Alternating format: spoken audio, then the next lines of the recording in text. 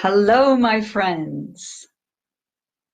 Letting go of unwanted habits. That is our topic for this evening. I am Pragito from discovermeditation.com, and I'm thrilled and delighted to be with you here this evening. You are all welcome to come on in. I'll just give you a moment to join us. And we'll be talking about letting go of unwanted habits. Not always the easiest thing to do, but I have a 4-step formula for you that works very well. So let's get started. Letting go of unwanted habits. So, step 1, identify the habit. And what I suggest you do is do one habit at a time.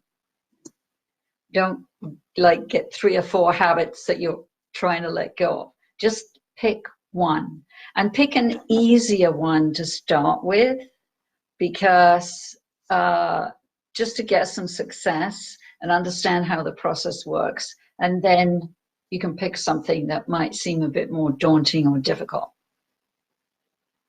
So what kind of habits might there be? My habit was smoking cigarettes, and I'll be talking about that, doing this, and how that worked for me. Could be eating, overeating. It could be drinking coffee all day, lots of caffeine, or soda drinks, or spiced up caffeinated tea of some kind. There's many habits we have. It could be spending a lot of time on social media, spending a lot of time watching TV. There's many, many habits that we have that are not really serving us. And now is a really good time to let them go. So first, step 1, pick your habit. Bring your attention to it. Bring your conscious awareness to it. Identify the habit. So I will talk about eating as the example during this talk, but I'm also going to mention from time to time my journey with letting go of smoking cigarettes, which was quite a journey, but it worked. So step 1, identify the habit. Step 2, identify the reward. What do you get out of having this habit of overeating or snacking a lot, going to the refrigerator? What is there to eat in here? What is the reward you get? Bring your awareness to how you feel when you open that refrigerator door. Now, most likely, if this is a habit that is out of control, what you will find is you're in some kind of anxiety or emotional state, upset about something, and then you reach for the food. So what is the reward you get? First of all, you get a distraction from feeling whatever is happening with your feelings, because you're distracted by choosing what to eat, or unwrapping something, or pouring another cup of coffee, whatever it is, the doingness of the getting the food and choosing it is a distraction. So then you don't have to feel the feelings. So that's one thing that could be that you notice about yourself as a reward. Because really what we're looking for, those of us who have these habits, is to not feel the feelings. So when I was smoking cigarettes, I noticed that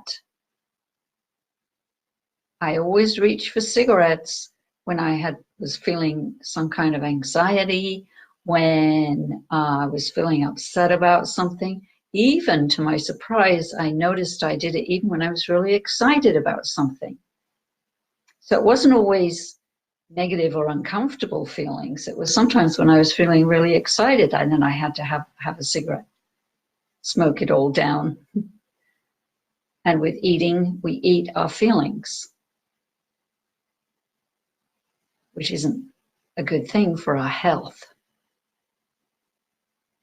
So when I was on my letting go of smoking, it was for my health because it wasn't good for my lungs or my body. And with eating, it isn't good for your body to eat more than you really want or be overweight in any way. That's not good for our health. So step 2, identify the reward you get. So you get the distraction because then you don't have to feel the feelings. But maybe you also get some kind of relief. Hi, Antonio, welcome. You get some kind of feeling of comfort, of relief, of thank you for the hearts and the happy faces. You get some kind of relief or calmness from eating. It sort of can take you into an altered state. And for me, when I was puffing away at my cigarettes, it helped me calm down. So I felt more calm. So identify what the reward is you get from the habit. If it's drinking a lot of coffee all day, then you want to feel all amped up all day, remembering that isn't good for your health either. And there's other ways, because what you find is there's other ways to feel excited about things, to have a lot of energy without overdoing it on the caffeine. So step number 1, identify the habit. Step number 2, identify the reward. Step number 3, be conscious. Be aware of what you are doing. Now, in order to do that, you're going to have to start to slow down the process. So what I did was I started to bring awareness to the very first step of, hi, and Andrea. Hi, Andrea. Welcome. The very first step of my cigarette smoking habit, was to reach into my pocket or my purse, or maybe they were on the table, the cigarettes, to reach for them, and the lighter. So I just brought my awareness to that, kind of slowed everything down. The next thing I would do was put the cigarette in my mouth, hola, hola, put the cigarette in my mouth and light it, and then start inhaling smoke. Now, what happened is I brought awareness to this, and I have to emphasize here, you must do this with non-judgment of yourself and compassion for yourself. This is not about criticizing yourself, giving yourself a hard time. It's an awareness inquiry with objectivity. Oh, this is interesting. I feel upset right now. I'm reaching for the cigarettes and the lighter, putting the cigarette in my mouth, lighting it, inhaling. Or maybe feeling upset right now, head to the kitchen, open the refrigerator door, and reach for something, close refrigerator door, get a spoon or a fork, whatever you need. Maybe it's a tub of ice cream. You need a spoon. Sit down, get a spoonful of ice cream, put it in your mouth. What I suggest you do with this is bringing attention to it, savor it. Savor the taste of the ice cream. Don't just unconsciously shovel down spoon after spoon of ice cream, but slow it all down, really enjoy the ice cream. Because ice cream tastes pretty good. And there's nothing wrong with eating ice cream. Nothing wrong with that at all.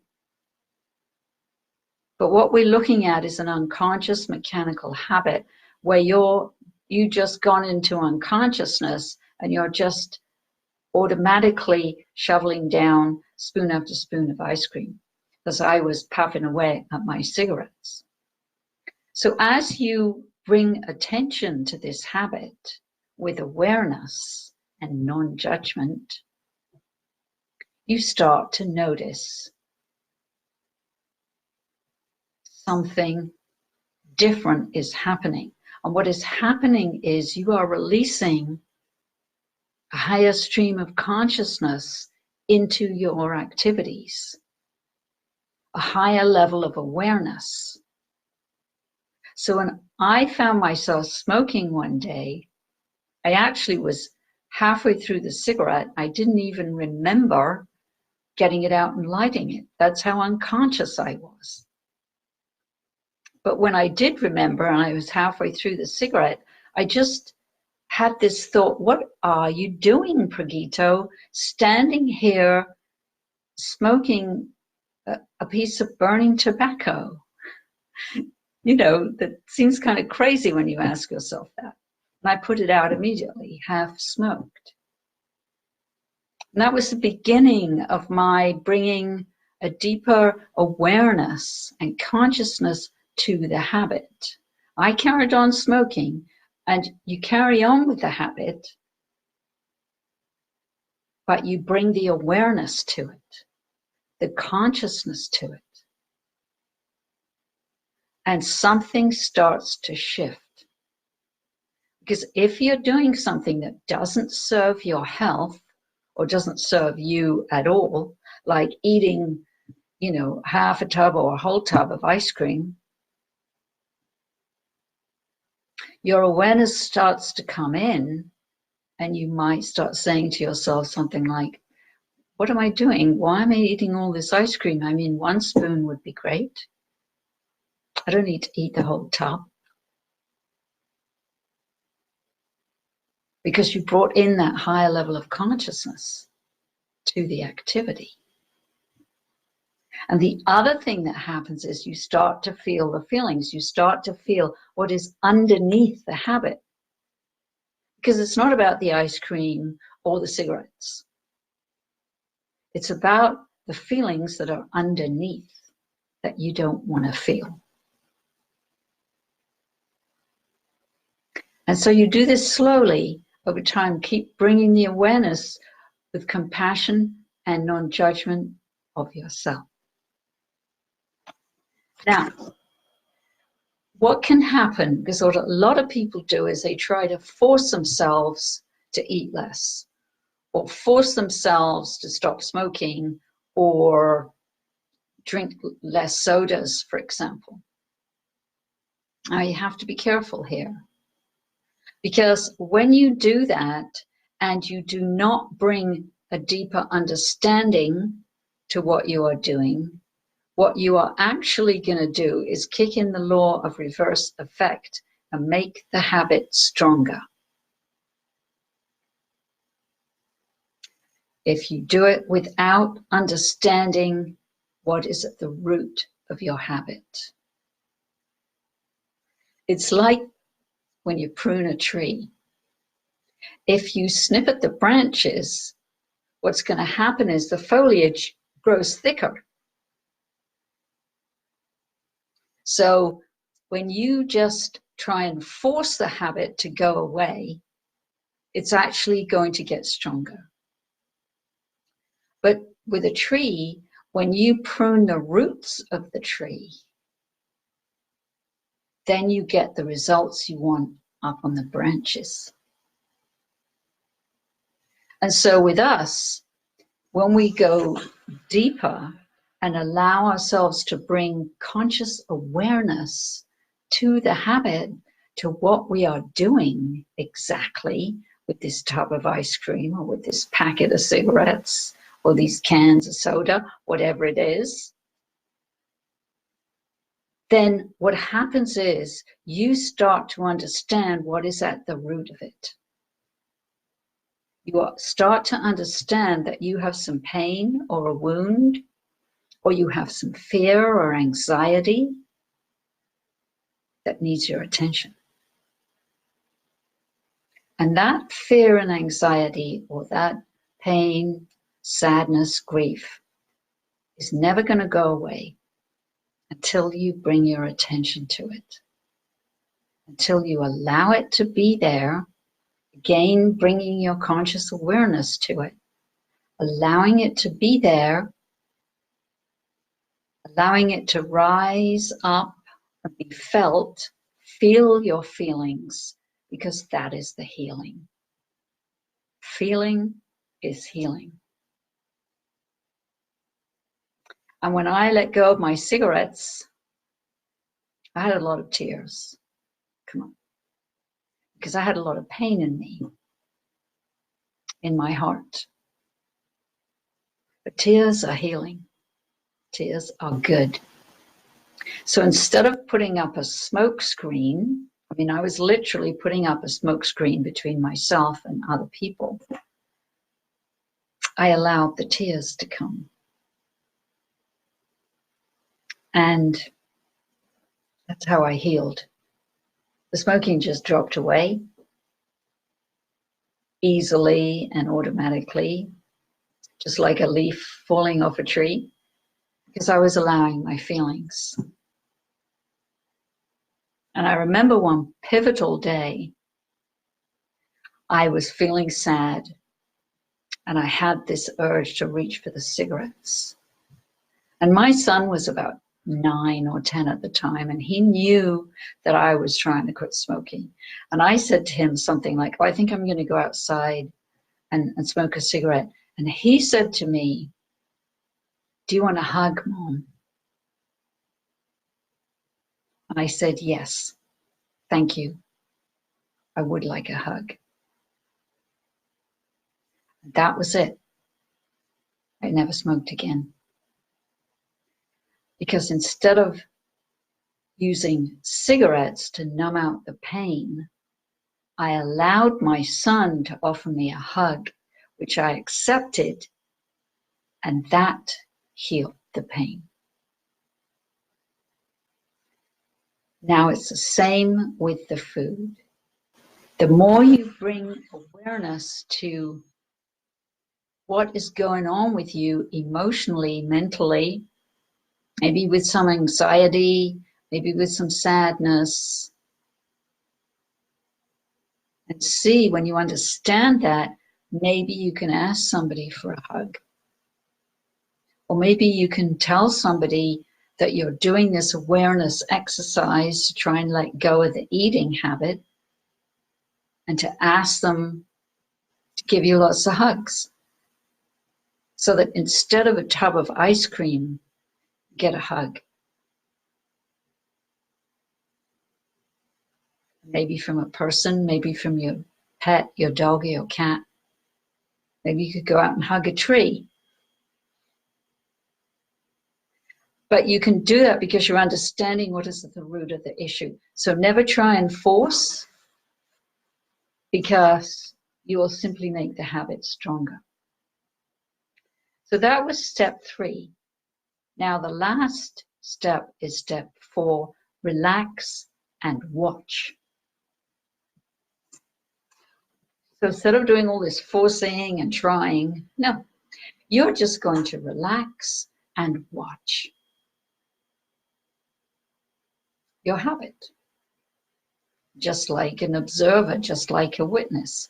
Watch yourself going to the refrigerator, watch yourself getting that tub, reaching and getting that tub of ice cream. Watch yourself get the spoon. Watch yourself sit down and start eating. And just keep doing that. And one day, the awareness is going to take over. The new level of consciousness that has been slowly coming into your awareness is going to stop you in your tracks, and you're going to say, what am I doing sitting here like just spoon after spoon of ice cream? What am I doing? And you will notice the feelings underneath. Oh, I'm feeling anxiety, or I'm feeling sad. And ice cream can never replace love. Never, ever can ice cream be as good as love to heal your sadness, to heal your anxiety. So this is a powerful shift in your conscious awareness. And I do suggest telling the people around you, for example, my son, he was 9 or 10, I think, at the time. He knew that I was trying to quit smoking. He was thrilled. He was absolutely thrilled because he thought I was going to die of lung cancer. He didn't want me to smoke.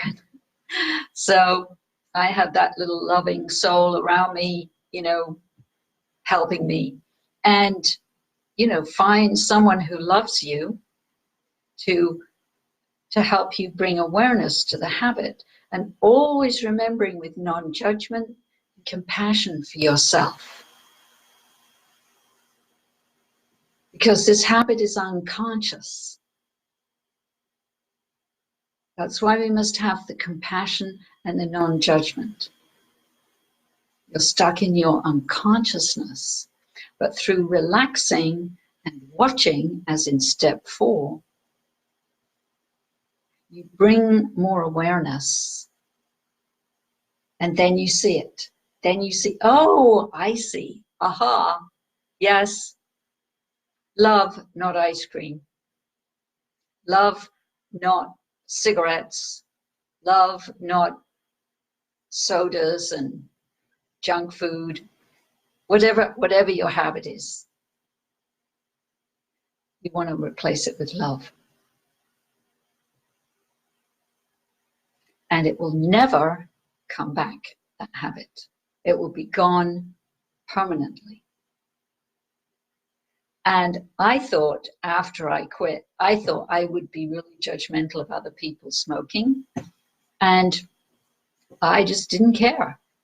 If other people want to smoke, let them smoke. Didn't bother me at all. But I never smoked again. After that day when my son gave me that hug, I never smoked again. I never even thought about it, actually. Never even thought about it. Because how could smoking be better than a hug from my son or from anybody? So there you have it. The 4 steps to letting go of unwanted habits. Step 1, identify the habit. Step 2, what are the rewards? Step 3, be aware, be conscious of what you are doing. And step 4, relax and watch. So I'm very excited to know if any of you try this and how you do. And please let me know in the comments below, because this really works. It takes time sometimes. So don't expect necessarily it's going to happen overnight. It sometimes takes time. It depends how deeply embedded the habit is that you have, but it does work. And it will change your life. It will literally change your life, because it totally changed my life. So thank you so much for being here, for being a part of this call. I'm absolutely thrilled that you joined me live. and very thrilled. I always enjoy talking to you. And until next Sunday, for our next inspiration, this is Pragito, and I love you all so much. Good night, everybody.